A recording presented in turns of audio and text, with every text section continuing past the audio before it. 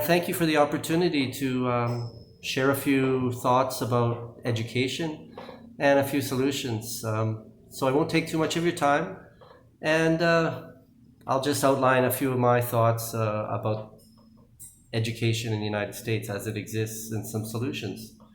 The number one problem I really think is it's outdated. The school system was designed, and the curriculum itself was designed to create students that would become adults that would follow instructions. It was designed to create a factory worker, and this whole aspect of compliance is a really big issue.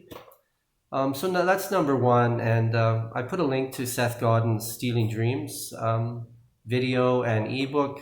He borrows the work of John Taylor Gatto, who was a mentor of mine, and I was fortunate to actually meet him at one point in my career. He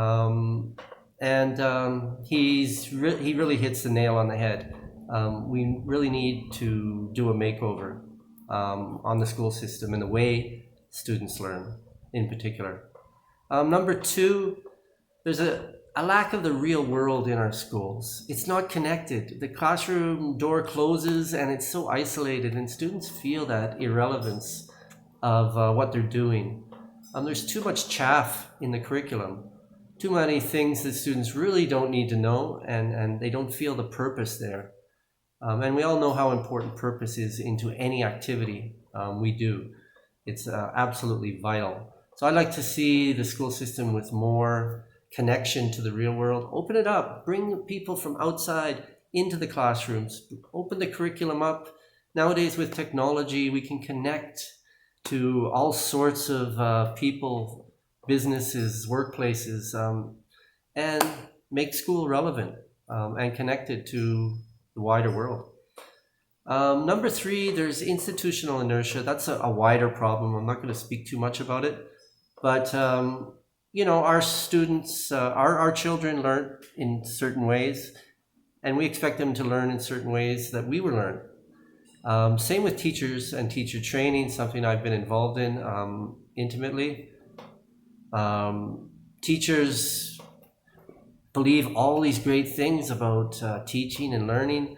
They get in front of the students and they teach just like they were taught.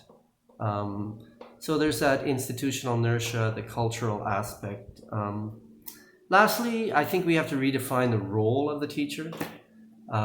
Teacher should be not the sage on the stage.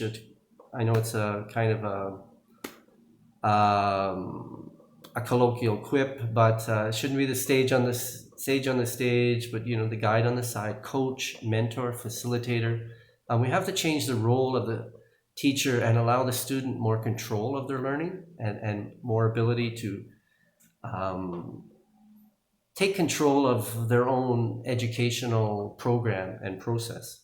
And I'll speak a little more in a second on that. So my perfect school, I spoke a little bit about that in the problem aspect, but anytime, anywhere, any place, anyhow, schools shouldn't all be in this drill scheduled fashion, same ages, etc.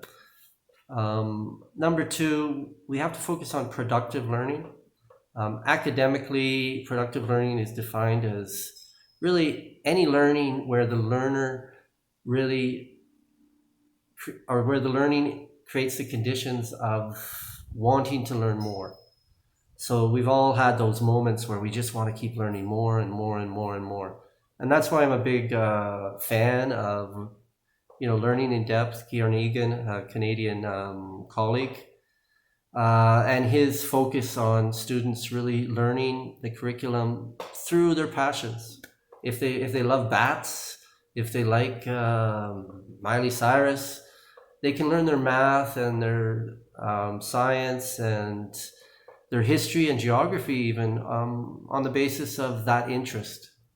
So that pulls in another aspect, which is a focus on inquiry-based learning, project-based learning, even the maker movement, so that students are designing and creating real products that are of real use in the world. And I'm a really big believer in this creating a product and creating something useful.